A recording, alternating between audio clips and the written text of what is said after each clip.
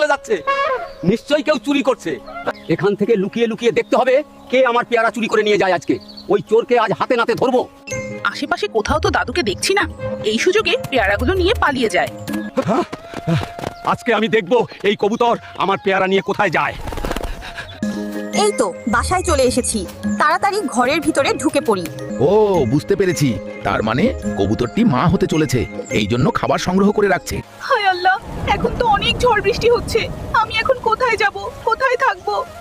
এখন তো অনেক ঝড় বৃষ্টি হচ্ছে, তাড়াতাড়ি গিয়ে কবুতরকে উদ্ধার করতে হবে। কবুতর বন্ধু, আজ থেকে তুমি আমার সাথেই থাকবে, ঠিক আছে? চলো আমার বাড়িতেই চলো।